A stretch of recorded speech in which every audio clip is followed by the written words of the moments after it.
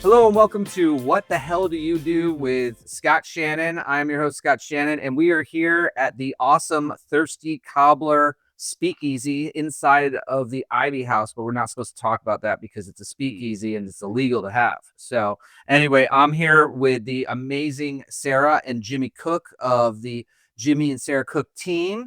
And they're part of, and pronounce your new company's name again, Jimmy. It's Bafo. Bafo. Bafo Okay. Real Estate Bafo Group. Real Estate. Yeah. Yep. I didn't want to mispronounce it. I So appreciate that. very cool. Well, tell me a little bit about yourselves, guys. Well, first of all, let's say thanks for having us on the podcast. It's awesome to be here. And this place is really cool. The place we're at, Thirsty Cobbler. It's a fun little place to come and have a cocktail and just talk and have fun. So thanks for having us. We really appreciate it. I really appreciate you coming on with me. Yeah, for sure. That's awesome. No, Yeah. very good. It's funny that you say how do you pronounce Bafa? Because by design, that's kind of what we designed. What you did? to do. Yeah. Bafo. Okay. Yeah, it was kind of a neat thing where we were looking at names as we were opening up our own brokerage, and Sarah kind of came to me and was like, "Hey, what about this word?" And we were like, "Well, what does it mean?" And she kind of had her all of her research done on it, so it was kind of neat that she came up and said, I was like, "Well, how do you pronounce it?" And everybody was pronouncing it wrong or asking us.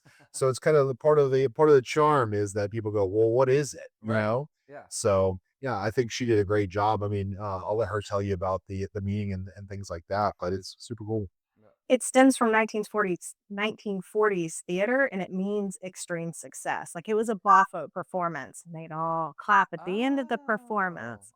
And there is no negative connotations to it that I can find at all. Nice. And the only other Bafo brokerage is in Australia.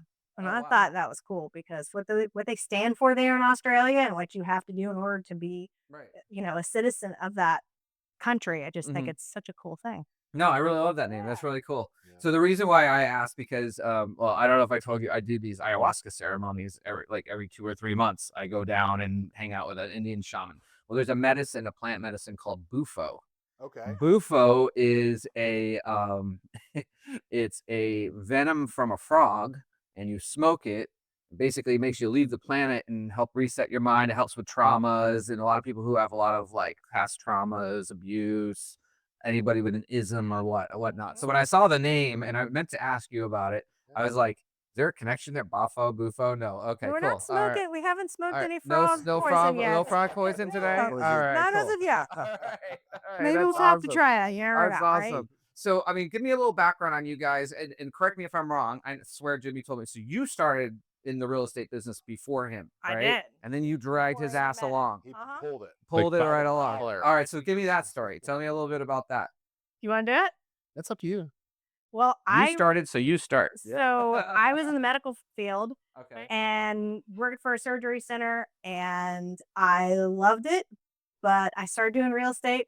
I started getting to the point where it's hard for me to be at work, and so I met this guy. I finally decided I need to quit my job and just go full time. He pushed me. He's like, "You've got this. You can do this." That's awesome. And then I'm watching him, and I'm like, "You've kind of maxed out where you're at. It's a great company to work for. We're still in touch with them. We still do business together, whatever." But I was like, "It's time for you to make the jump." And then he thought about it, and he's like 6 months. That's all we need to get it rolling. And he took the jump, and we've been rolling ever since. So how long ago was that?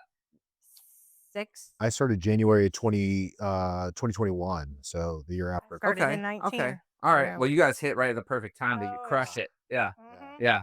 Are you seeing some differences in the market now, like as far as changes and things like that? Like what have been the best parts of starting Bafo and some of the challenges that you've seen like right out of the gate? Like that you were like, "Oh my God, I never knew I'd have to deal with all this crap."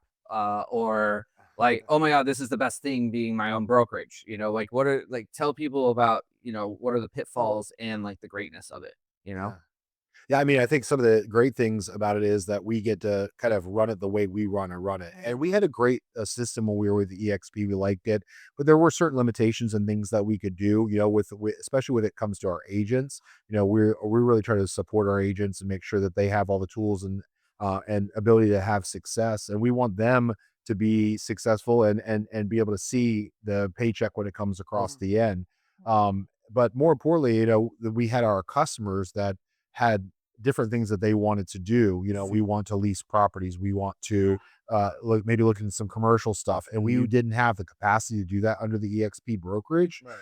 So it really came down to a decision of, do we want to continue to serve our customers in a wider scope, or are we ready to just lock in on what we want to do?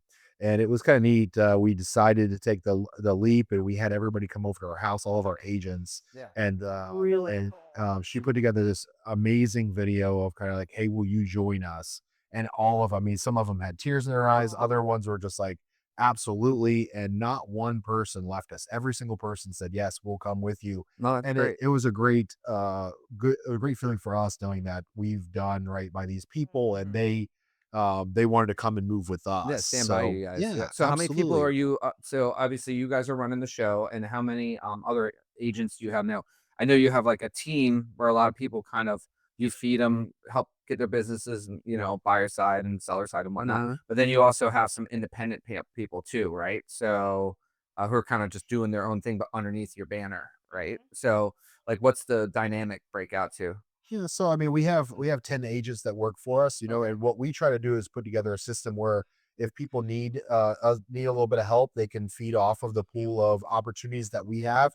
If somebody is full tilt and wants to run their own business and not have to worry about that, there's a different structure in there.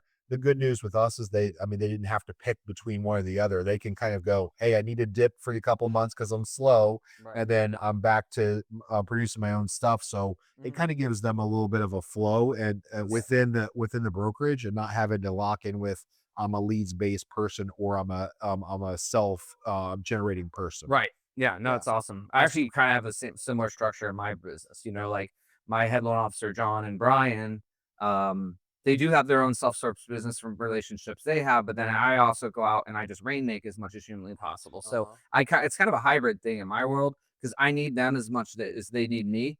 You know what I mean? But at the same point, they have the opportunity to get their own business and grow their own brand as well. You know, so it works on both sides of the Yeah, both and sides of the I mean, equation. I think everybody wants to get to the point where they can hunt and go out and get their own stuff, you know. But until when you're starting out and you need the information and knowledge, it's great for your loan officers and our agents to be able to go and pull from the pool and start a process. You know, we have a great agent that just joined us 3 weeks ago. He's already got one under contract, you know, and he's so excited. He's working on a second one. And he's going to be one of those that will eventually not need the lead based or all the time, you know. But Isn't it funny how it's you can just just process. tell? Yeah, Isn't Oh, it the funny? questions he asked before he even jumped on with us, I was like, he's gonna be really good. Yeah. Yeah. Because he asked questions different from any other typical agent I would step into the field with. Yep. And then he just rocked it. He didn't want to know. Well, he does want to know Right. how, but He he doesn't just want to screw it did up, it, but he's gonna and he's forge gonna forward. figure it out as Right. he goes. And that's Yeah. the best way to Yeah. attack things. Hey, salespeople, take a note from that.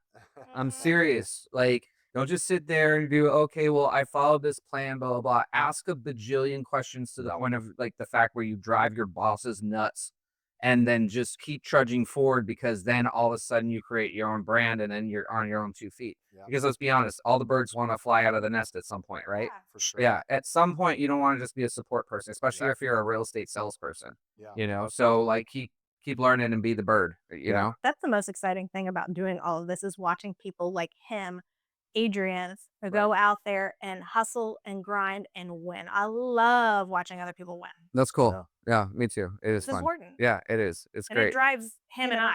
Yeah, We love it. Yep. totally. Yeah, Yeah, absolutely. when somebody puts their feet on the ground and starts moving in a positive direction, it's just it lights you up, and you want to help that person so Sure. much.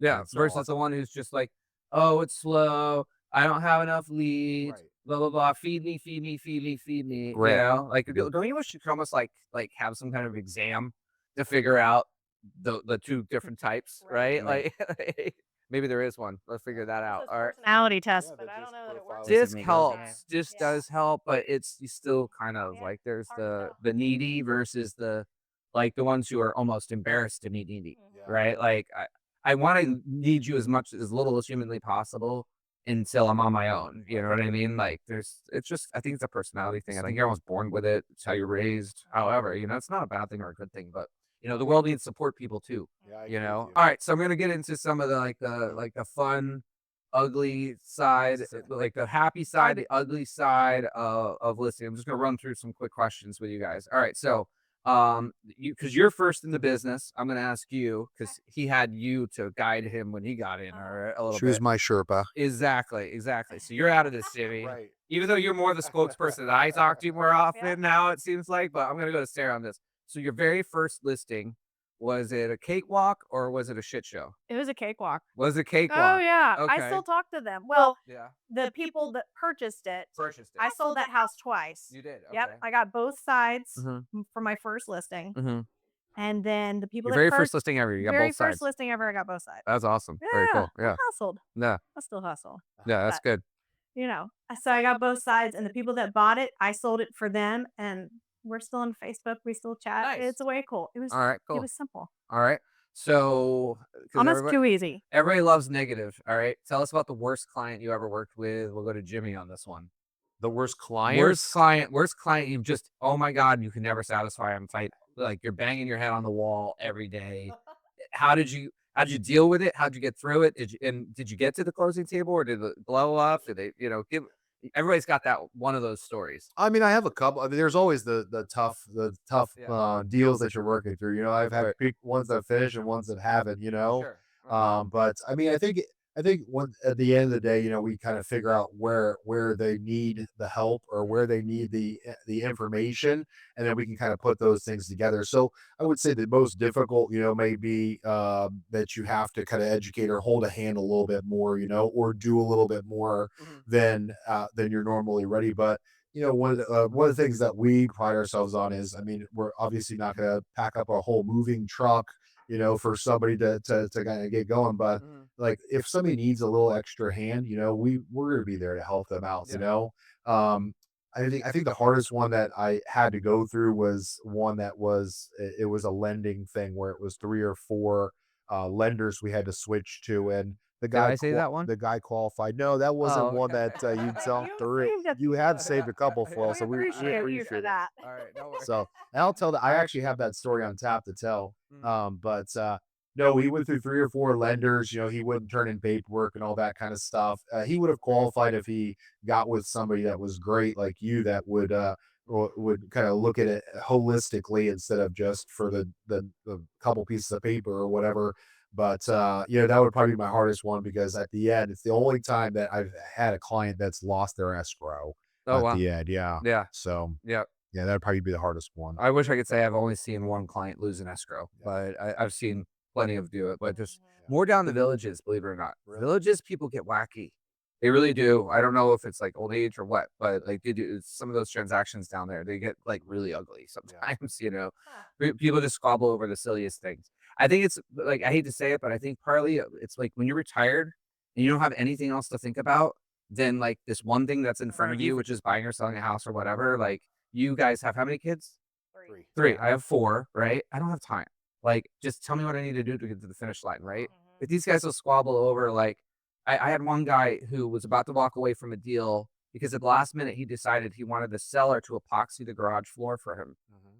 I'm not kidding. He was dead. He was about to sign it, and I walked in, like I was able to get on the phone and like help negotiate some stuff and got him some credits or something that he wanted, and he ended up doing it himself. But he was dead serious about to walk away over an epoxy floor because he wanted it. It wasn't in part of the contract. It was just like, I had a house that was a $650,000 house, and they fought over 12-year-old rocking chairs that were like falling apart, and it was about, Yep. were we going to pay $500 or $1,500, and the deal was, I mean, it was on the cusp of losing because of these rocking chairs. that might be my next question. If you got a better one than that, I'll let you add it to that one because that's pretty good. What's the funniest or weirdest real estate story you ever had? Or creepy? Yeah. Funny, weirdest, or creepy? Have you- Besides walking in on people sleeping in the house after you've knocked on the door multiple times, Oh, I've- shoot. yeah. he walked into Really? a naked person Really? on the Yeah. couch. So Really? being the chivalrous guy I am, I used to open the door and let the people walk in first, and Oh, I'll jeez. run around and turn the lights on and, Sure. and tell them about the place. Right. Well, that came to a screeching halt one time when I was showing houses up in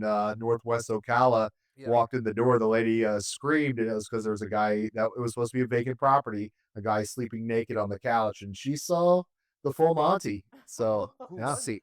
It was a family member that was there, and they didn't let the agent know that was Oh, representing the no. house. And So so he's just chilling in the he's vacant, just and and there's some Living his furniture best left, and life. he's sleeping on the Yeah. there couch. was just a couch that was left, and yeah. Sounds Yeah. like something one of my teenage boys Right. would do. That's crazy. That's crazy. Um, so is there anybody early on in your career that you got to give a shout out to who you would say like totally believed in you, who got you to where you were, like got you up and running on the right path? A client. A client. And Okay. so this client, I cold called him, ended up talking to what I thought was his wife, which was his 14-year-old daughter, I think at the time. But she has her act together. She gets it. He runs a financial company. Okay. Scott McLean with McLean Advisory Group up in New Jersey. Okay. He does all of his research on everything. He knew I was a new agent. He still stuck by me. Really? Oh yeah, knowing That's awesome. everything that he knows. Nice. So bought him this beautiful new home, which is an Airbnb here in Ocala. It's the largest Airbnb in Ocala. 12770 North US Highway 27. Yep. Okay. Where's that? It's like up kind of. Oh, okay. I know we're in the horse area. Yeah, Horse right. area. Pinnacle Yeah. Park. Okay. All right. Sweet. Yeah. Yeah. It's a beautiful home. But anyways, so we became good friends. I became friends with this family, and I was sitting outside of a house that I was selling. I was talking to him on the phone, and he said, "You and Jimmy need to break free. You need to just go and you need to do it. You've got it." And we've talked to him about it a couple of times, and he's like, "You're too good. Yeah. You guys need to go and do your own thing." Yeah. So he pushed us, and after a ton of conversations, we did it. Thanks to him. He made us take the jump. He told us the stories about him making the jump and how he, the career that he's built and the business that he's built. And he was the driver behind us getting to EXP, accidentally creating a team on EXP, and then becoming BOFO. Nice. That's awesome. Yeah. That's so cool. And it was a client. That's client. that's wild. Yeah, that's really good. I love that. Part of that relationship building. It takes further than just being my client. You're my friend. Right. That's cool. Your Cool. You family. still hang out with him every now and then? He comes out. He comes down to Florida. We go out. Oh, that's awesome. All right. Cool. So I want to give one more shout out to the Thirsty Cobbler. How we liking the atmosphere in here? Is this good for this? Yeah, these are amazing. So I love my old fashions, but it could get me into a lot of trouble. So yeah, like 2, 3, I'm going to sleep. So, but they're perfect. They're tasty. So we all know the market shifted, right? So it's not this frenzy of whatever house I can buy. There's 12 offers on it, and hopefully mine gets accepted, and I'm going to offer 20% above list and all that stuff. The market's definitely shifted. So what would you say to, a lot of buyers are nervous. I mean, we're having to talk them off the ledge every single day. Even when they're under a contract, they're still sitting there thinking, am I making the right choice? Am I doing the right thing? So like, what are you guys seeing? Like, how are you helping the buyers right now, especially the ones who are financing? Let's be honest. There's more than ever before. I think there's a big difference between cash and finance, because cash is like, it's all about the price. And if I can get the price I want, I'm good. I want to move to Florida. I want to live in this neighborhood. I want to live in this area. I want to whatever, right? They're going to buy and move. But then you have the finance people, and the finance people, there is a thought process there to it, right? Where they have to think, is it better to rent? Is it better to own? What are the long-term benefits of owning? Is it, let's think about that. And so how are you talking through these situations with the buyers on the affordability part? Because, the prices are still up. They're starting to slide a little bit. They haven't come way down yet. And the interest rates are still hanging on up there. So how are you dealing with those? Like, what are you seeing that are the success stories? How are you moving through that process for your buyers? Yeah, I think where we start is we really take a few minutes at the beginning and really educate the people, and kind of let them know where the market is. We let them know from the beginning, or try to find as much information about them as possible, and then let them know. I mean, there's deals to be had out there. There's people that bought their house back in before the big increase in prices that can afford to sell a little bit less, and they're motivated to do so. So if people aren't stuck to one property, they have the ability to make some offers that may be a little bit more beneficial. The other thing is, I mean, using the rate buy down scenario, getting those seller concessions, to help buy down the rate and make it a little bit more affordable, not only on a monthly payment, but not having to then go back a couple years from now and refinance and pay another $8,000 to $10,000 to do that. So it's really slowing down the process at the beginning and finding out where they are, and then how we can use the resources and the information that we have to put them in the best seat to have success. We've had people recently, that buyers recently, that have gotten $75,000 off on a property because they weren't attached to one, but they liked one specific area, and just finding that one homeowner that needs to get out, and they're just happy and offers come in, and then doing it that way. And then conversely, on the seller side, we're really trying to help people price their homes correctly, for the market, so that they don't see their house in the market for months and months, Yeah, absolutely. Yeah. One, to your point, like there's sellers out there willing to make deals. I mean, you literally just had one that closed 2 months ago that, now the buyer's veteran, all right, it's $280,000 house. So not a stupid expensive house, $280,000 house, but, we had to make a full price offer. Now, actually, the agent did 90% of this negotiation. He's sharp. He really was. We told him to get 6% concessions no matter what, but we didn't tell him to do all the other stuff the agent got for him. The agent threw a Hail Mary at this one. They got full price offer, 6% concessions on a VA loan, but a new roof, a new hot water tank, and $2,000 worth of tree trimming work into it. I went back and added up all those extra things, and when you added it all up, even though they made a full price offer, they're really getting 22% off the list price, right? Mhm. So I called up the listing agent who I happen to know, and I was like, "This is great. I'm super happy for my buyers, but why is your seller doing that?" He goes, "He's 81. He's starting to have some health issues. This is one of 10 rental homes he's had. He's owned this one 21 years. He's owned it free and clear for like 12 years. And the way he looked at it is, I've made my money on this house." It's cash out. Yeah, he's had it rented $1,800 a month for God only knows how long. He's owned it. He's like, I bought it for $80,000. I had to put maybe 30 into it over the time I've owned it. Getting to like, he's netting to like 240, I think, after everything. I won. The guy's like, I won. It's still a good deal. Yeah, for So, and that's the thing is, like, people forget, maybe if you bought the home in the last couple years and you're selling now, that's going to be a hard pill to swallow. Those are tough situations right now. Especially if you have to sell, right? And that's where you have to really consider, can I rent it for enough to cover my mortgage? Because it might be better off to rent it and just kind of let it ride for a little while versus, sell it and have to take a hit. But I've had some sellers I've heard bringing $40,000 and $50,000 checks to closing because, they get a great job, and time is worth more than money. It always is. You never know when your time's going to be up. Yep. You're going to pay it.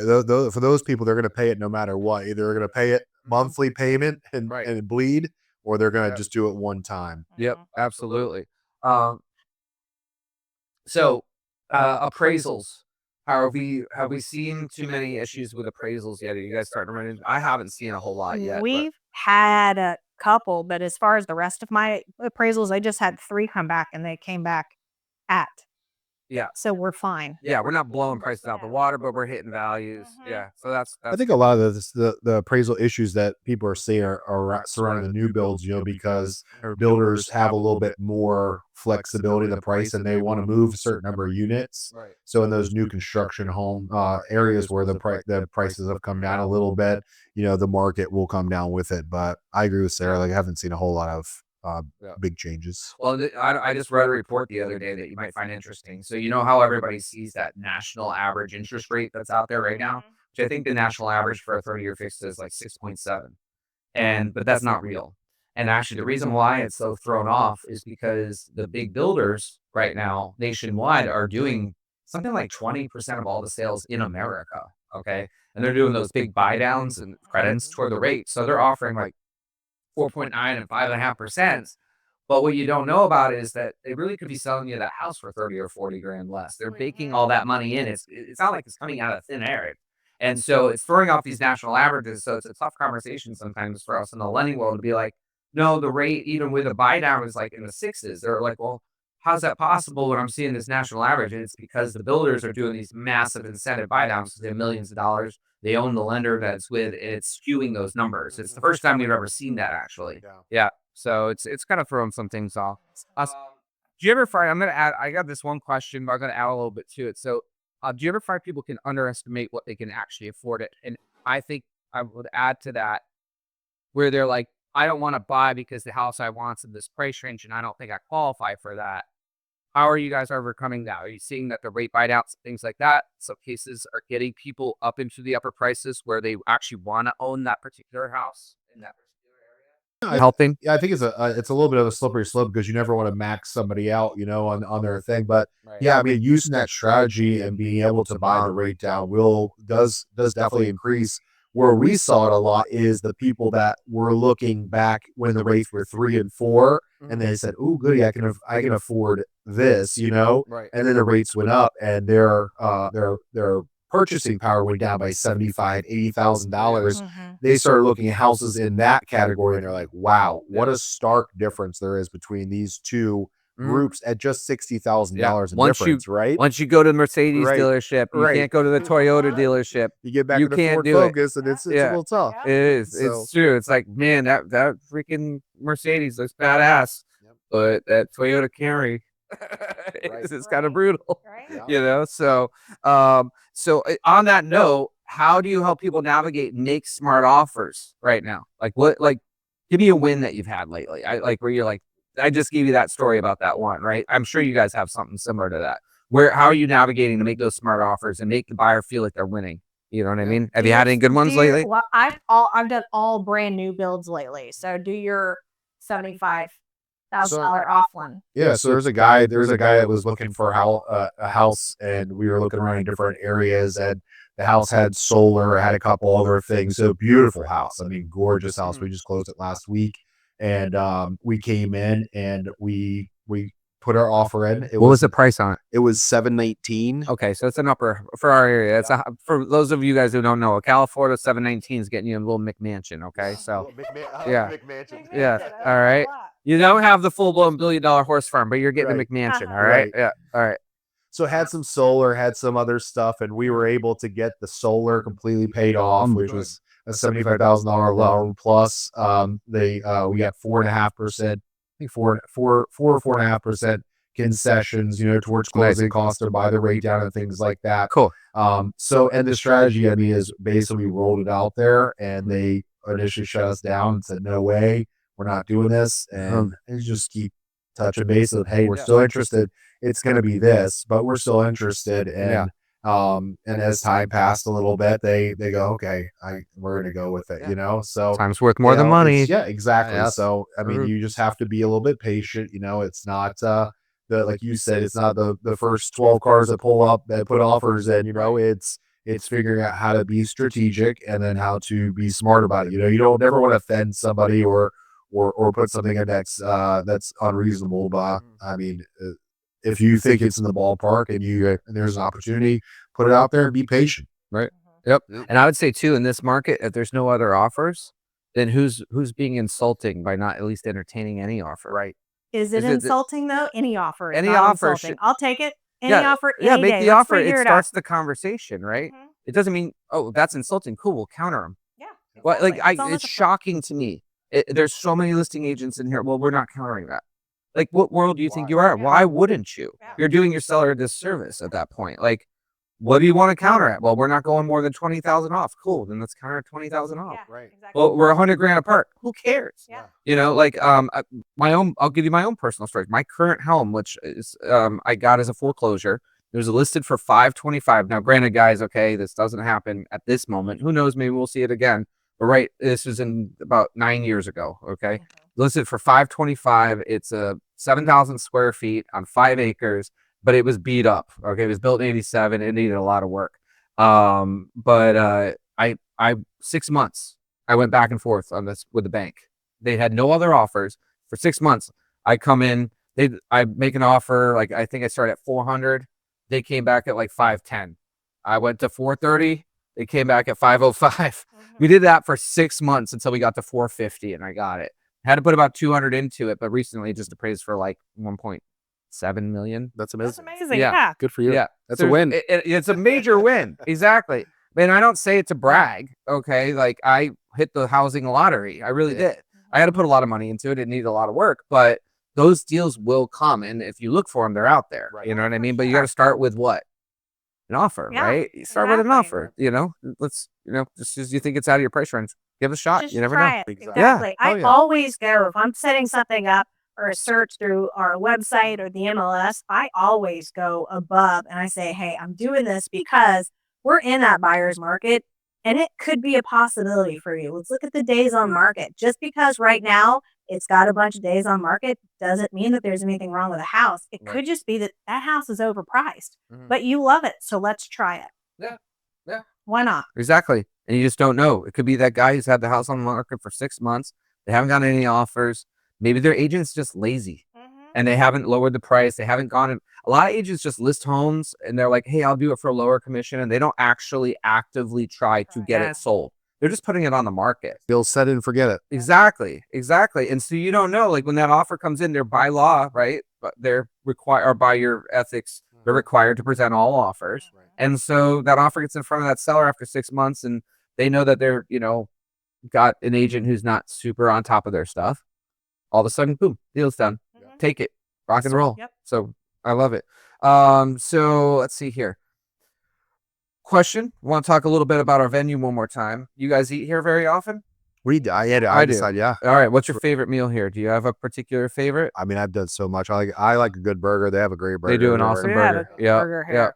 Over here at the Ivy House, my favorite spot is the shrimp and grits. I love the those are shrimp really and good grits. too. It's really good. They got the big old grits and so good. What are the people behind the hustle? Let's talk a little bit about your team. So I know you guys aren't just out there without a staff behind you. So let's talk a little bit about the people who make you shine every day while you're out there in the field selling houses. So what's your team look like? Who's your support staff and what do they do for you? Who might people also run into outside of you guys when they're working with you? You have an admins or anything like that? So right now, I mean, the only person that we do is we contract a transaction manager. Amazing. She's great. She helps Okay. us out and keeps us on track for our dates and things like that. But truly, we do a lot of it on our own. We have a lot of great systems in place at the computer systems and things like that to keep us on track for Yeah. things. And we really haven't had to go too deep into a bunch of extra people. Now it is coming. There's going to be a point in the near future where we're going to have to start getting some staff in to help us out. But we kind of have set it up to a point where we can manage it on our own at this point and keep things rolling. But let's give a shout out to Mona, who Yeah. does a lot of stuff and she stays on top of it. Okay. With Strategic Agent Solutions.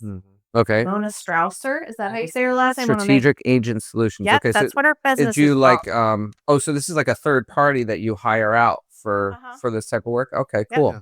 I haven't seen that before. All Yeah, right.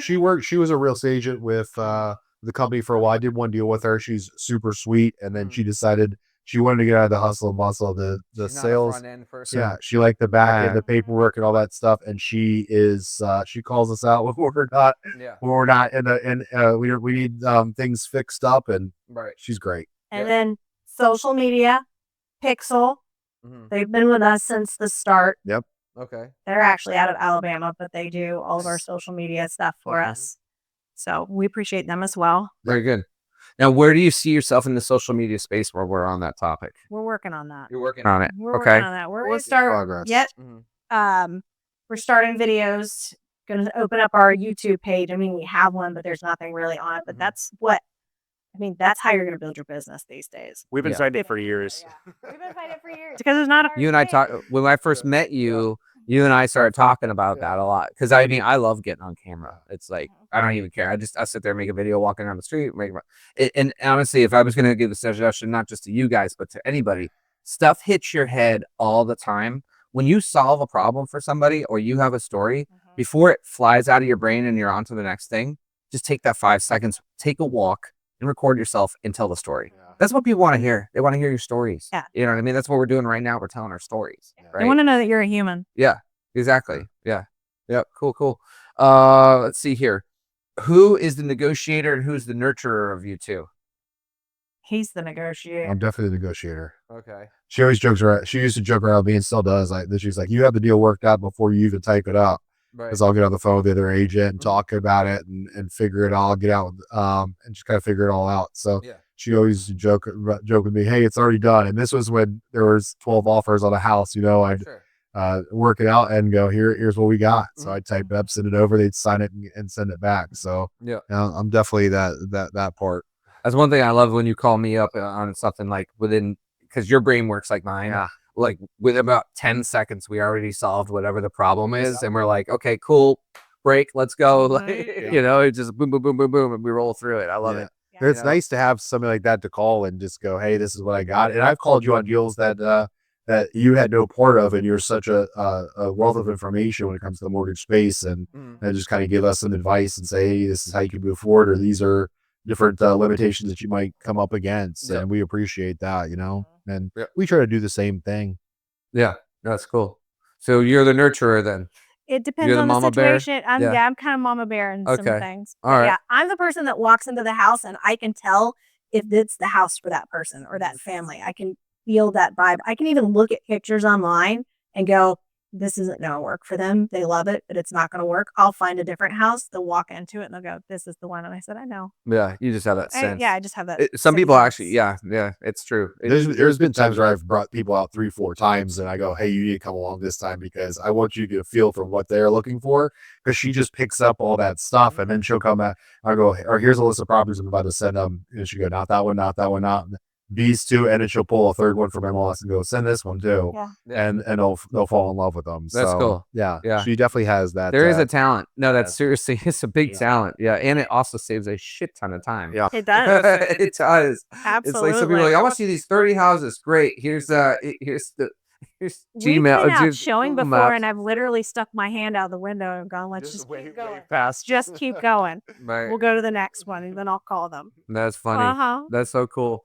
So a lot of people, when they start a new organization like you guys did with BAFO, do you have a core values or like a mission statement that you would say at this time? We're integrity, excellence, home. I love it. Integrity, excellence, home. Very good. So there's just so many. The integrity part that's what we wanted to build our entire business off of. I know that there's a lot of companies that say that they do build their business off of integrity, but it's not, in fact, the case. But with us, we don't care if you like our answer. It's going to be the most honest answer we can possibly give you. And you may walk away from us, but you'll come back. And I'm okay with you walking away and having to learn that, a hard lesson, potentially. So we don't do it in an ugly way. I mean, we just do it in a way that we want to be honest with somebody. I'd rather not be the agent that is known for showing up saying, hey, your $350,000 house could definitely sell for $425 because I want to park my sign in the yard for 6 months and pound my chest that I have a listing, So it's having those difficult conversations, even that will benefit them in the long run. And we've had a couple times where we've gone out and there's one that her and I went to 2 houses for one guy. Gave him numbers. He didn't like our numbers, listed it with somebody else. And then 4 months later, we saw them come across and they sold for what we told them that they would probably sell for. Right. So did they come back to you? No, they didn't. Oh, they didn't. Okay. Yeah, but they lowered the price enough to do it. But we on the front end, we just want to be smart with it. And the same thing with buyers, just we want to be honest and real with them. You're going to need this. You're going to have to do this if you want to be successful. And our goal is to carry them across the finish line, Sure. But we want to do it with, and always lead with like no false promises, integrity, and kind of help them get going. Yep. And honestly, I think a lot of agents, I hate to knock anybody in this area, and I won't name any by name, but a lot of people are just like fly by their seat of their pants. There's no real why to what they do. They go out to these listings. They're just like, oh, well, he wants to list it for this. And I told him it should be less, but they won't listen to me. Okay. Yeah. Well, be proud enough of yourself and your knowledge to walk. Yeah. You know what I mean? Like if why would you even say that this is what we need to do? And this is what we need to blah, blah, blah. Why would you even say that if you don't have the integrity to walk when they don't follow your direction? Right. Because they're if you list that house and they don't follow your direction, you think they're going to follow your direction when you tell them they need to lower the price? No. Right. No, you got to have them right on board. I don't know if I told you the story already. I've got a good buddy of mine in Austin, Texas. He runs one of the biggest real estate firms, big, kind of like you guys, just a little bit larger. It's Austin, bigger market, right? But 92% currently, and they're declining right now pretty bad over there in Austin, and we're coming down a little bit ourselves here. but they're currently, he sells 92% of his listings in 60 days or less. And the reason why he does that is because he goes to the, when he goes to his listing appointment, he goes, look, here's your CMA. A CMA is based on what? History or the future? History, right? Because it's based on the most recent sales that occurred. Well, I believe the market's declining is what he says to him. And then he goes, okay, well, when we look at the market declining, there's only one way we can find where the buyers are. We're going to list it for what the CMA says. But then every 2 weeks, we're going to have a meeting. We're going to review the market data told us. If we've got no showings, no internet traffic, basically crickets, we're going to lower your price 8%. If we've got a lot of showings, but no offers, we're going to do 4 to 5. And if we've got showings and maybe an offer, we're going to try to make that offer work, or we're going to lower it by another 2. We're going to do that every 2 weeks, because in a declining market, the only way to get ahead of the curve is to have a plan, not only for what you listed for, but how we're going to aggressively lower the price to find where the buyer pool is. Because it's shot, like his whole point is, when you're in like Zillows and all that, you drop into these different buckets every time you do one of those aggressive drops. And all of a sudden, it's like going fishing out in the Gulf of Mexico. I don't know if you guys have done that before, right? You drop your spot in one spot, nothing. Drop in the next spot, nothing. Then you drop in the next spot, boom, you got so many fish, you're capped out and you got to go into shore. So, I mean, have you guys had any of those experiences where you're having to start to make those plans for people and it's working? I don't think it's a fit like you're the 8-5-2, but there are definitely check-ins. It's not set it and forget it. We have to definitely have conversations and stay with them along it. Provide data that is going to let them make decisions. They're the driver of their property. They're the one that's going to benefit at the end. I'm the medium or the person that's going to help them get the job done. So like I really leverage how do I give them the information so they can make an informed decision and get their goal met, So I mean, for us it's not as cookie cutter, but we definitely are data driven and how are you feeling and how do we make this happen for you in a time that's right for you? Sure. It's all about testing the market too and seeing who you can get in there, whether it's dropping the price or adding an incentive, whatever it is that starts to drive those people in.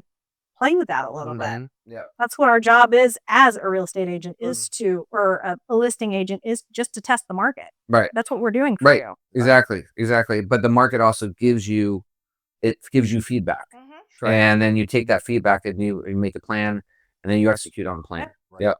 Absolutely. That's awesome. And I think when you lay it out ahead of time like that to people, like, hey, look, this isn't the market of COVID where we could put your house up for 5% above any sale in your neighborhood, and chances are it'll probably sell. And it's the opposite now, so that's cool. So let's get into the community, guys. We talked a lot about real estate. All right. So how long have you all lived in Ocala? I've been here my whole life pretty much. Since Your I whole was life? 2, except for the time I went away to school. Yeah.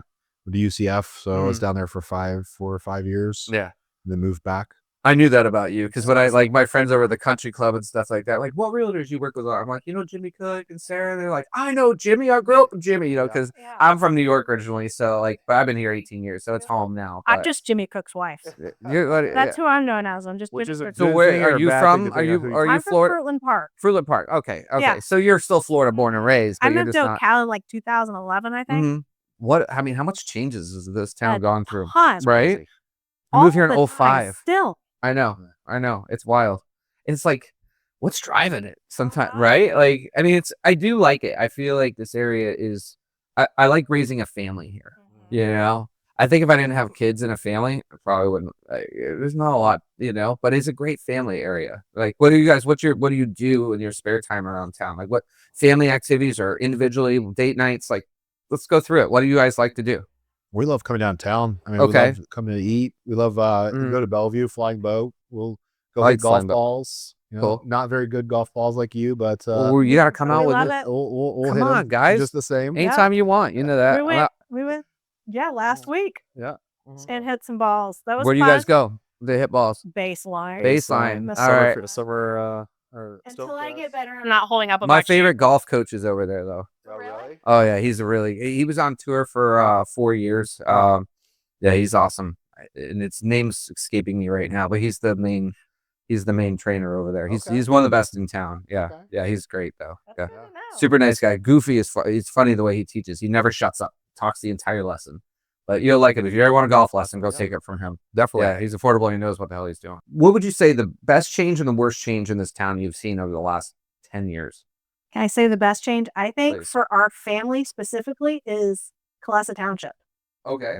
All I love it. We live in that community. It is building out to something incredible.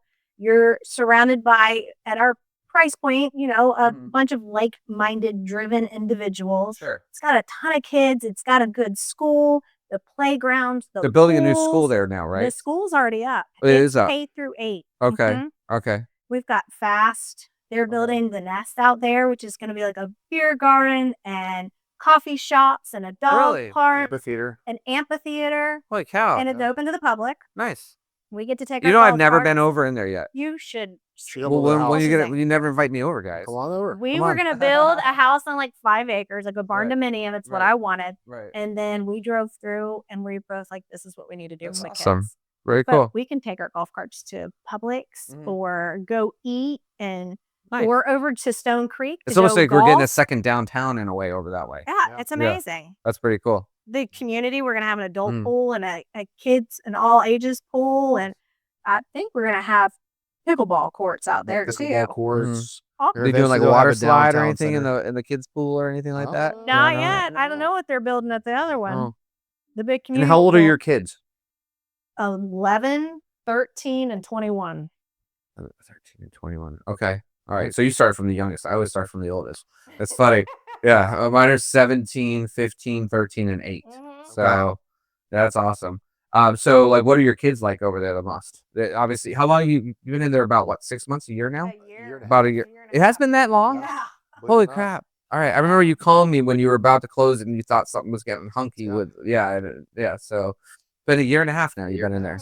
So what are your kids like the most about it? Like a lot of friends over there?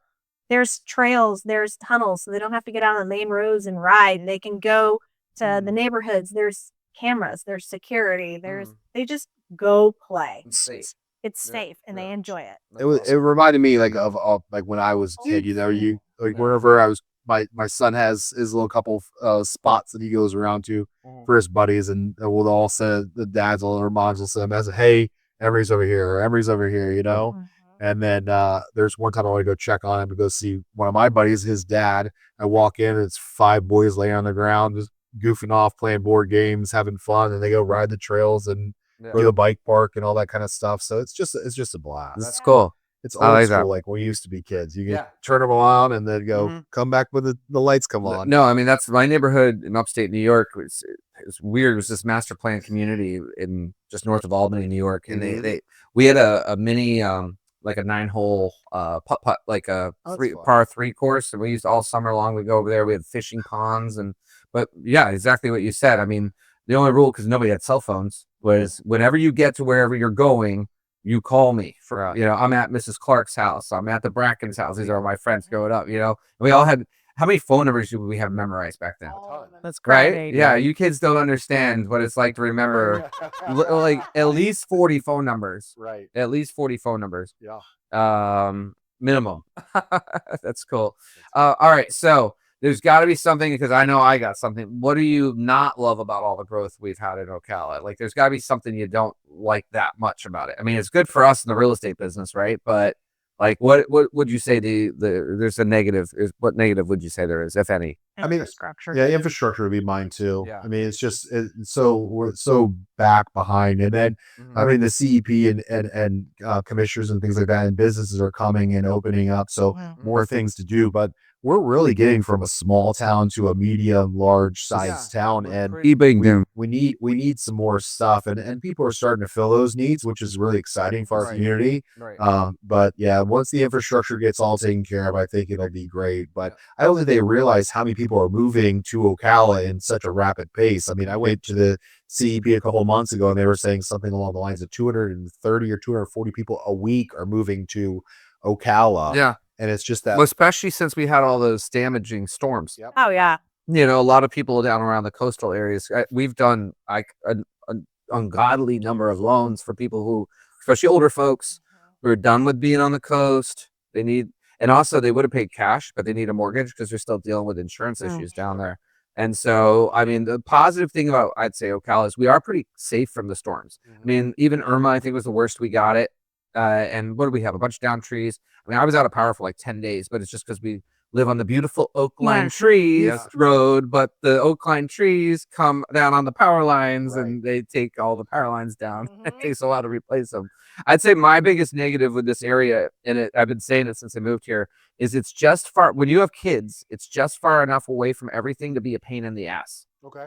And that's my biggest complaint. If I want to go to the beach, it's an hour and 15 minutes. If I want to go to the airport, it's an hour and 15 minutes. If I want to go over to Crystal River, it's about 45 to 50 minutes. It's a great area in its space, and I love it. I love the horse farms. I love the community. I love the people here. Everybody's chill. Everybody's friendly. I haven't really met any assholes in Ocala. Yeah. Like, I mean, I'm sure there's some, but most people are pretty awesome, you know? It's not like New York City or something where everybody's just like, why'd you talk to me? Right. You know, like people sit there and talk to somebody in the grocery line and just, you know, people are chill.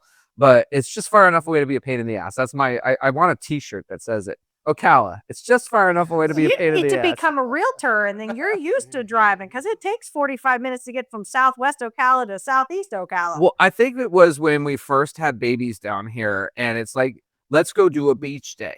And, you know, when the kids are, now they're older, so it's not that bad. It's like, get in the car, grab the crap, let's roll. You know, but when you got little ones, it's like, okay, we got to do it all for them. We got to throw all the stuff in there. We're going to roll over to what's Ormond's, probably the quickest, right? It's a straight shot through the, about, and it's not bad unless you hit traffic, but you get over there, you're there for an hour or two, then some weather rolls in or something like that. And it's like, okay, now I got to drive all the way home, you know, versus, you know, some other spots in Florida where you're right near the beach, but they don't have the community we have here. They don't have everything that we have going on. I mean, when we first moved here, the downtown was nothing. Now it's awesome. Yeah. Like, now it's awesome. Like, I like it. Have you guys checked out the new place that it's called the Forge? Yes. Have you seen it? I haven't seen it. Oh, you got to go drive by this thing. This thing is insane. Insane. It's like 7 restaurants in one. They have all, like, it's going to be a really cool spot. That's awesome. It's going to be really neat. Totally different than this vibe we have here. Like, this is an intimate, awesome hangout with, you know, here at the Ivy House in the speakeasy and have a couple cocktails. This is going to be more of like a, holy crap, there's 150 people in this giant room and there's a big band playing. Like, it's going to be neat. So I got to tour it a couple weeks ago. We're going to have the opening, I already have it booked. We're going to have the first realtor event that they're going to host there for everybody. So I'm going to invite hundreds of people, and we're going to show it off to everybody. So that's amazing. Yeah, I'm friends with the owner. He's a cool dude. So it's gonna be really neat. That's really stoked about it. Yeah. So check that out. What about this community would you say matters to buyers? You know, like where they buy versus, you know, like what's the thing that really matters to buyers that you find is driving them here, or why they would pick one area of Ocala versus another area? What? Accessibility. Okay.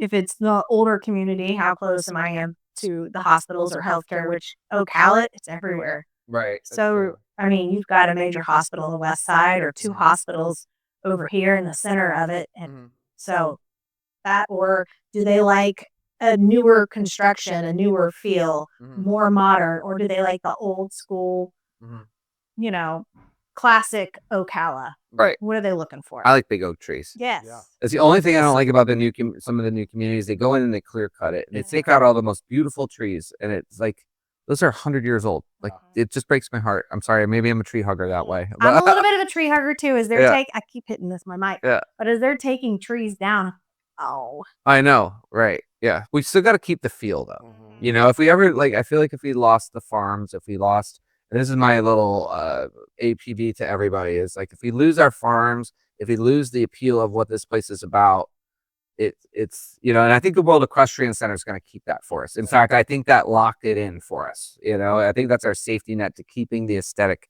of what we're about, you know, the horse country, you know. Am I wrong? No. Yeah. And then they have the thank you, Robert's family. Yeah, right. They might have saved our ass. Seriously. Sorry, I interrupted you. No, you're good. Yeah. Yeah, I love the Wex here. And they have the conservatorship up there in the northwest side of town too, about the acreage, and hopefully all that stuff will keep it the way it is. Yep. All right, cool. So truth bombs. We got a couple quick truth bombs I want to hear out of you guys. So what surprises you the most about getting into real estate? Right? Like what was the big like, oh my God, what surprised you? Like what every agent does. This is a ton of work. Yeah. Yeah. Yeah. It's a ton of work. Uh-huh. Yeah. Why am I their therapist? Yeah. Yeah. Exactly. How does this happen? Right. Yeah. Yep. I sat, because I started in 19 and then, the COVID thing happened. I sat in the middle of a restaurant like an idiot, just tears rolling down my face. I couldn't make it stop because I was like, I don't even know what I'm doing right now. I've got so many things going. I'm being pulled so many different directions. How does anybody keep up with this life? Right. Yeah. Just the chaos that it can become if you allow that, which I'm so grateful that him and I have figured it out. Like, we'll take weekends to ourselves. Yeah. Yep. It's all about balance. No, that's definitely good. And that was my wife and I early on. We had 2 young babies, and this is right after we moved down here. Then 08 happened. That sucked. And then for me, once things started picking back up again, I was on my own. I had no help. I mean, I was working 12, 14 hours a day every day. I was taking loan applications 9 and 10 o'clock at night. I didn't care because I had to provide for my family. So that's the thing. A lot of people, it's like, oh, realtors, they just open doors and da da da. I'm like, The Vanna White experience. Yeah, what? right? Yeah.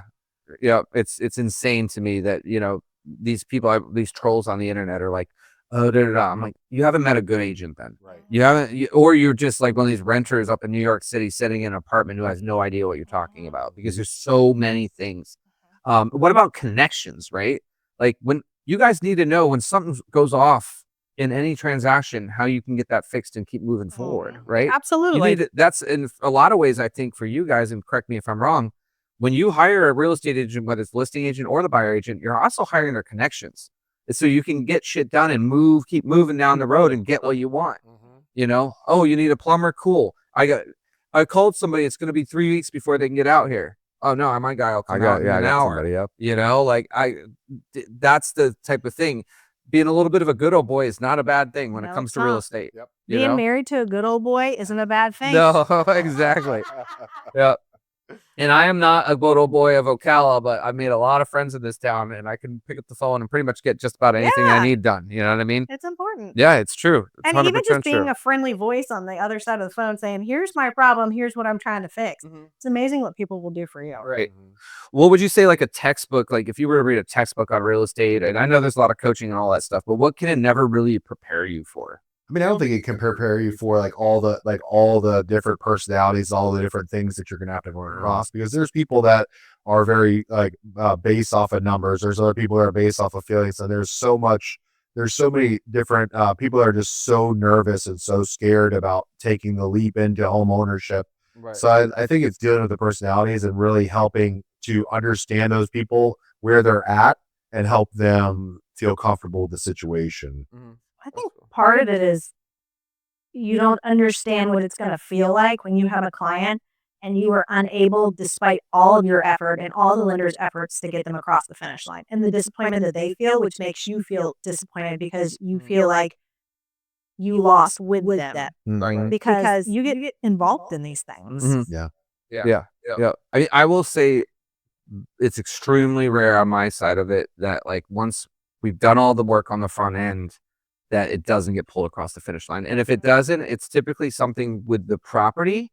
And in a weird way, though, that my grandma always said, everything happens for a reason, Scotty. If it's a property related thing and it's like, oh, this came up, or there's repairs or this or that or the other thing, maybe it's not the worst thing that didn't work out. Because I almost always, if it's a property related thing, we find them another property, we make the deal happen. Like a month later, they're back under contract. Oh, it's great. And I'm so glad that first one didn't work out. You know what I mean? Isn't it funny? That's always what they say. Yeah, I'm so glad that last one didn't work out. Yeah, exactly. Hey, I'm so glad the last one didn't work out. Doesn't mean you give up. All right. Sorry, talking directly to the camera, but it's true. It is so true. Like, if you want to own a home, it's just, you're going to get through it. You're going to find the right one for you. And the first one might not be it. You might be under contract 3/4 of the way through. And oh my God, I had one where the seller died. Oh my goodness. Yeah. Well, more than one. I've had where the seller died and the buyers literally were packed up, moving across the country. I think we were like pretty far, Michigan or something like that. Young kids, the whole 9 yards. We had to pick it up and because it couldn't wait on probate, right? And so we picked it up. The realtor found almost a very similar home in a very similar area, which actually was newer. Made that all happen. We got it closed in like 2 weeks. The moving trucks never even had to get rescheduled. Wow. That's Yeah, amazing. yeah. But the poor, I mean, it's sad for the seller, but he did.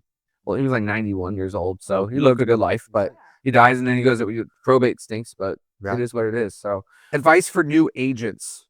So if you were to give any advice, and I'm going to go individually, I'm going to start with you, Sarah. So if you were to say to somebody, hey, they're thinking about a career in real estate, what would your advice be to them on whether to get into it or not?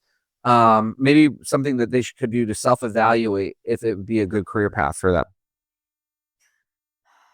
Can you build relationships? Because that's what all of this is about. Do Mhm. you have the capacity? Do you care enough? Are you passionate enough to do all of those things? To be fully involved with these people like it's your family buying a home Right. or selling their home? Mhm. Yep. And can you imagine these properties being your own home as you're selling it? Like if I'm walking into a house and it's my listing, I'm going to pretend like it's my house. Right. Yeah. And I need it to be done this way. Here's what I think would be best for me to sell my house. That's the advice I'm going to give all of these people. Mhm. You just have to make sure that you're passionate enough about things. And I mean, everything real estate involved is all about building a relationship. You could know absolutely nothing about selling real estate, Mhm. but if you're good at building relationships with people, you're in. Right. And make sure you have good people to guide you.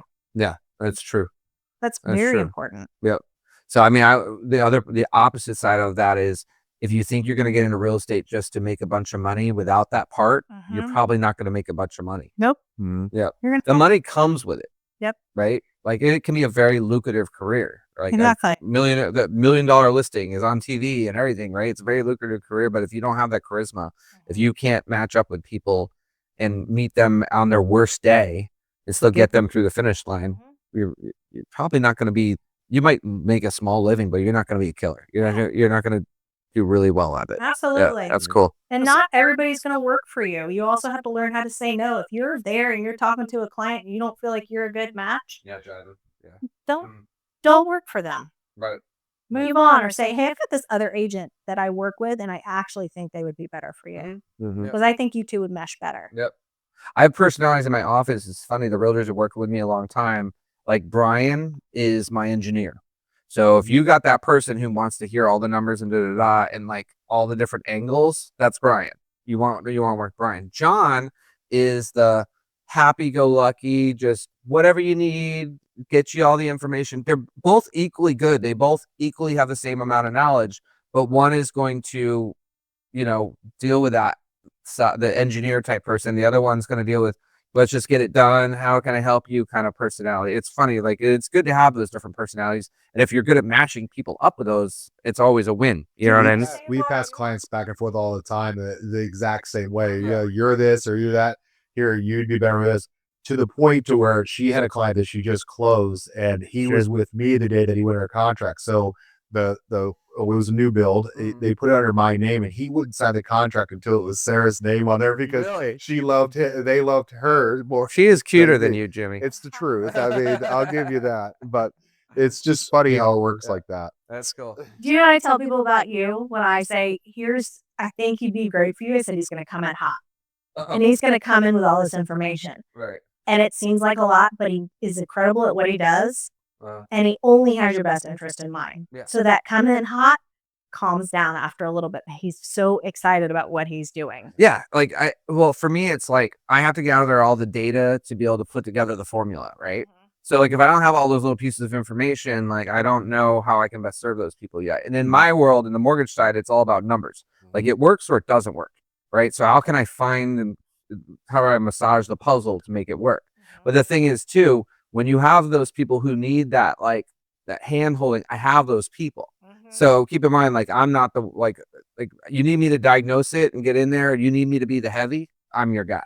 Like, no, this is how it is and you're going to deal with it. Like, well, what if I don't do this? Then you don't get a house. Like it's not, there's no black and white here. It works or it doesn't. You know what I mean? You were really good at Tetris as a kid, weren't you?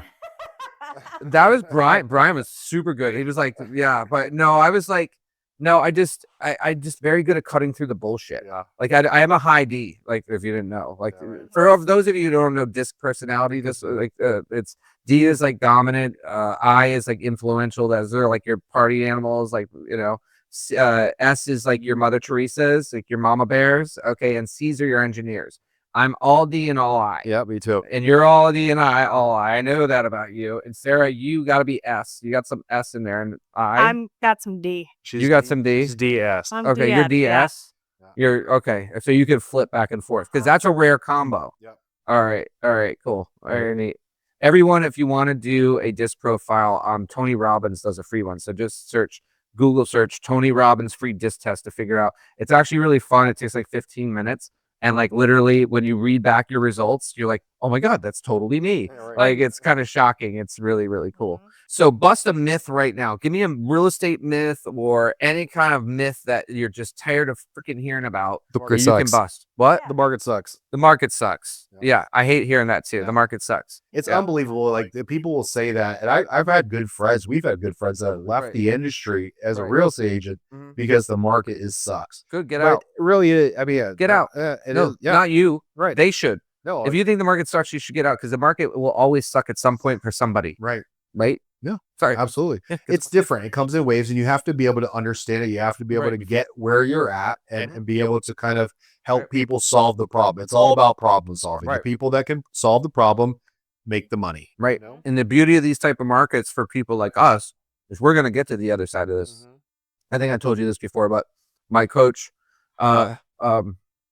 he always said, you're either going into a storm, you're in a storm, or you're coming out of a storm. I'd say right this moment in Florida market, we're in the storm. When we come out, half of our competition are going to be gone, and we're going to be kicking butt. And I'd recommend that anybody who's thinking about going into real estate or mortgage, this is the time to learn your licks, because I'd rather learn it in the hard times than learn it in the easy times, because the easy times make you think that it's just, oh my God, I got into this job and I picked up the phone and somebody wanted to buy a house and they showed it to them and they bought it. Yeah. That shit don't happen right now. A pulse in a computer. A pulse in a computer. That's exactly right. Exactly right. And the thing is, the other side of this, a lot of our competition is gone and the real professionals come shining through. And the beauty of it is most of the time on the other side of these, it's 10 years or so of just nice, calm, good transactions. You know, we're not setting any records like crazy COVID or anything like that, but we're just doing good. You know what I'm saying? So millennials can't afford homes. Agree, or is it bullshit? I think it's bullshit. Bullshit. Well, all right. You think it's bullshit? Sarah, say bullshit. You think it's bullshit? Yeah, I think it's bullshit also. Okay. All right. I'd say it's half shit. I think if you're not with somebody who can teach you how to massage it to make it work for you, that no, it's probably not affordable. Right. Also, I would say our area of Florida is one of the more affordable areas. Oh, yeah. I think if you're a millennial, let's say in just outside of New York City, you might think that's not bullshit. You know, like they might actually have a legit point. Or California. It's You hard know? right now to rent though too. I mean, mortgages rent. I mean, these our 21-year-old. I mean, he's like, he go, I want to go do my own thing, and I mean, it's $2,100, $1,800 to rent a 2-bedroom little place or even a 1-bedroom studio. Yeah. It's extremely expensive. So I think to your point, I mean, you have to understand it and figure out how to get the job done. Yeah. Yeah. Very cool. Yeah. Yeah. So I would say if you want it to be possible, it's possible. You got to find how to do it, right? And you need professionals like ourselves. And who these can walk you through millennials it. are smart enough to take pictures of their feet, put them online, and make buku bucks off of it. I love They're you. smart enough to buy a house. That's the truth. That's the truth. TikTok superstars. Well, anybody take Come on. hey, you think I can make money off my feet, Kat? Kat, you're allowed to talk. Can I make it? Is this gonna get me any cash? I got nice yeah. Back in my track days, my calves used to be a lot better looking, but the golf doesn't really work it like it used to. No. Yeah. It's going to be interesting though, because I was reading an article the other day that you'd probably be interested in too. It's like the baby boomers. They're saying these guys are starting to pass away and are starting to get rid of their houses and things like that. But not many people know that the millennial generation is larger than the baby boomer generation. So as they come up and the housing needs for all these big builders and things like that, they know what's coming.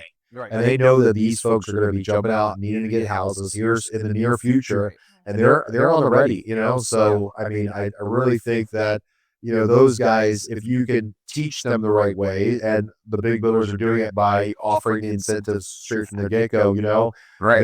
it's a great opportunity for them to get out there and experience homeownership. Sure. Yeah. No, absolutely.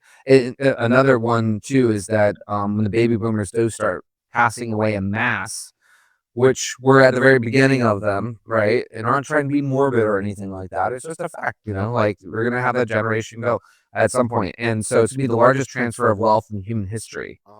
Trillions upon trillions of dollars of real estate, inheritances, and all that different stuff.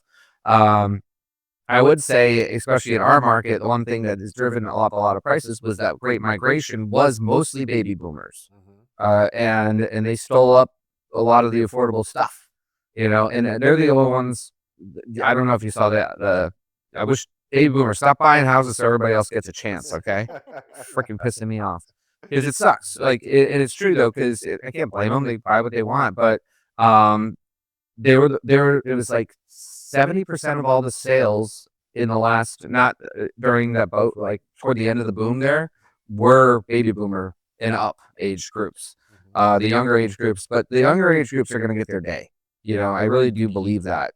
One fun little fact is, have you ever played with the Mindstorm of the Villages?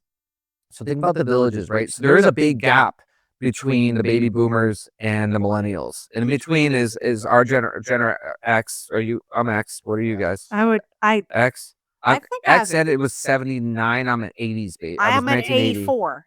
So you're just past, what's that? Z, I think. Is that Z? I think I'm a Z. You and me are X. I identify as an X, though. What, are you a millennial, Cat?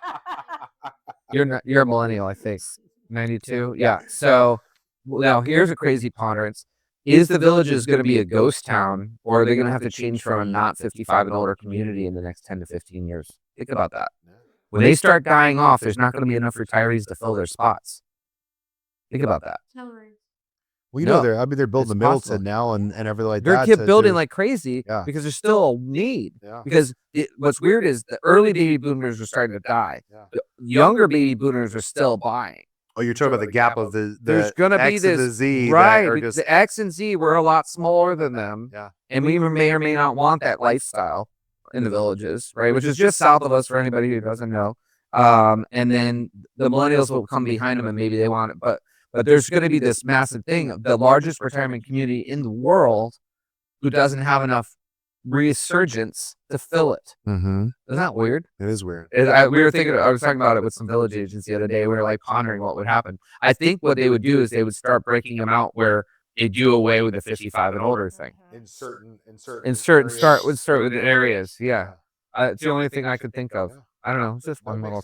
Yeah, I don't know. Is there any recent news stories that just make you pissed off or roll your eyes, like would you shut up, or as far as rates go, or the economy, inflation, anything that's just like pausing us unnecessarily? Is there anything that's, when you hear it on the news, you're like, oh God, I think every time they talk about a rate going up and how it's going to affect the market and how terrible it is, I would just like them to stop doing that, because you could still buy the house. Buy the house, not the rate.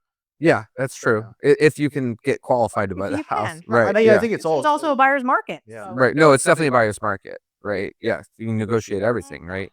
Yeah. Would you rather buy in a buyer's market or a seller's market? Buyer's. Right. Exactly. Because now's the time to buy, not when the interest rates drop and the housing prices go up, and everybody's buying the houses. Exactly. And if the rates drop, the deal then. Right. Yep. But it is putting some pressure on the prices to come down, but also the prices are coming down because you can negotiate a hell of a deal if you go out and look for it, right? Don't be stuck on one house. You're like, oh, that's the house. I have to have that house. You're going to deal with that seller. You pick out 5 houses and you go after one. Nope, don't take my offer 2. Don't take my offer 3. Oh, you took my offer. Like you make deals happen every day. Zillow, Redfin, and TikTok agents, are they helping or hurting us? I don't really pay them that much. I don't pay much attention either. We're just back here doing our business. Do your thing, chicken wing. I don't care. I'm still rocking my business. Yeah. I don't think it's going to, I especially our market, I think people want to work with somebody local, not just some random internet version of you guys. You know, that's what I'm here. I haven't. Nobody's come up to me and go, I'm working with this. You know, I would have known. I mean, we get about 120 leads a month, and if somebody, who are you working with? Oh, I'm working with a Redfin agent. I have not heard that once in our market. Yeah. Have you guys seen any of it? I've seen one or two, but not a whole Yeah. lot. Yeah. Well, I hope it stays that way. Yeah. I hope it yeah, stays there's that way. space for everybody. So I mean, if you're doing what you're supposed to do, and you're out there and you're truly trying to help people, you're gonna be fine. Sarah, first job ever. Car wash. Car wash. Dishwasher. Dishwasher. Cool. I was a paper boy. Paper boy. Paper boy. All right. Guilty pleasure show. Now, I mean, not just like some funny comedy. Like, is there anything that's just like the really stupid show that you like or anything like that? Oh, what's the Mandy show? We watched Young Sheldon and then the one after it. I like Young Sheldon. That's A fun. Big Young Bang? Sheldon? No. Their first Oh, marriage. oh, the first marriage, Georgia and whatever's first marriage. It's so stupid. I like Ted But Lasso. I love Ted Ted Lasso. That's a good Lasso show. awesome. Worst advice ever. You have to know something before you start doing it. Totally. And actually, Yeah. I know people who are like that. They never get anything started in Right. life because You have to learn it all first. right, because they like and then they get into it and they're like, I didn't know that. It's like, Yep. no shit, because you got to do it to know it. Mhm. You know what I mean? Best money you ever spent. Her wedding ring.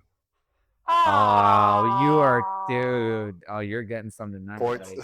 Yeah. I thought it was fake because it came in this light up box, and I was like, "Did you get that out of the 25-cent machine? I've seen those before." My wife's first wedding ring really was fake, actually. Really? Yep. She'll probably kill me for saying this on a podcast. No, it was. We just moved to Florida. We bought our first house. My parents aren't wealthy people. They helped us a little bit, but we moved down, did all this stuff, and like we wanted to get married. And I'm like, I can get you a really nice like lab diamond. But I want to get you a $20,000 diamond, but I can't do it right now. She has the real one now, but Yeah, it took me about a decade before that happened. that's cool though. I kept asking her, I'm like, you want the ring yet? She's like, no, I'd rather this new car or I'd rather this. So yeah, it's funny. Text or phone call, Sarah? About Anything. You rather text phone or phone call? text. Text. Call.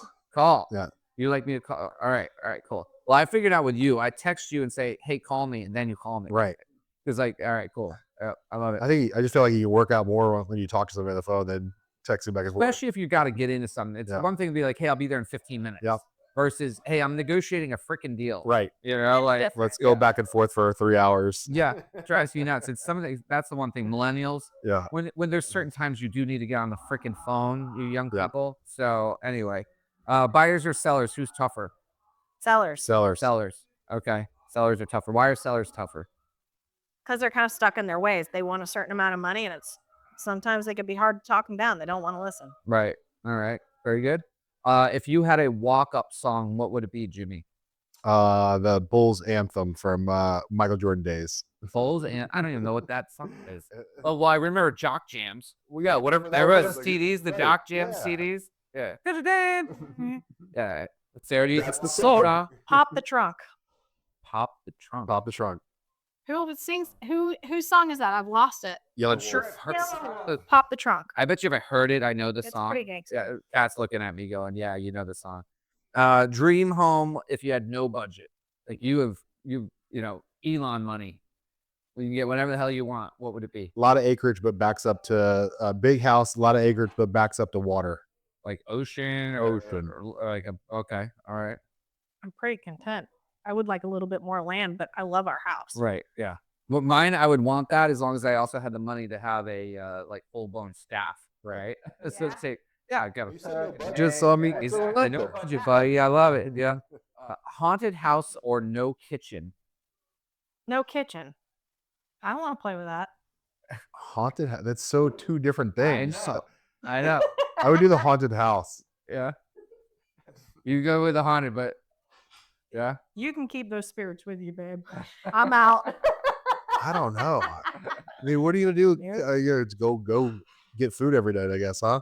Oh, that's funny. Who's that one comedian? He's like, oh God, he's talking about how, you know, after you get married, like a lot of people stop having sex, and he's like, and he goes into, you know, if you like buying a house and then they just take away the bathroom. Right. He's like, he's like, I like the house, but I want my bathroom. Right. You know what I mean? I I'm didn't not saying buy the house just for the house. You know, it's nice, but I still need the bathroom. I would argue it's a very essential part of the house. You're talking about exactly. It's an essential part of the marriage.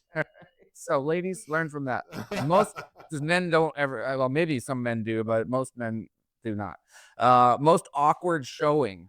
Have you ever had an awkward showing? Well, the one Naked guy. about, the naked guy. Naked guy. All right, cool. Advice in 3 words, Sarah. Advice in 3 words to anybody? Yeah, 3 words. Just do it. Just do it. I'm gonna be Nike right now. There you go, Nike. All right, cool. Favorite local business, non-real estate. Favorite local business, non-real estate. Flying Boat Tap Room. Flying Boat Tap Room. I'm gonna go to Ivy House. Ivy House. Because we're here. All right, and Speakeasy. Well, yeah. Yeah.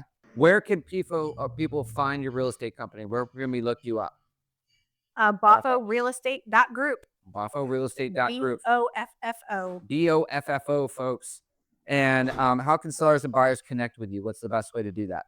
Call us, text us, DM us, however. Cool. However makes you feel most comfortable. All their contact information is going to be right along with this video in the comments. So please make sure you connect with these amazing people. If you want to work with Sarah or Jimmy, the links are all going to be in the description. I want to say a final big thank you to Dana, the manager over here at the Ivy House, and the Thirsty Cobbler Speakeasy for having us and hosting us. Thank you guys for coming on. I really appreciate it. Yeah, Did you have a good time? It was great time. Thanks for having us. Good. Yeah. All right. Well, we can do it again sometime. Yeah, absolutely. We'll do All it right, too. beautiful. All right, guys. Thanks. Well, thank you so much for signing off. Bye-bye.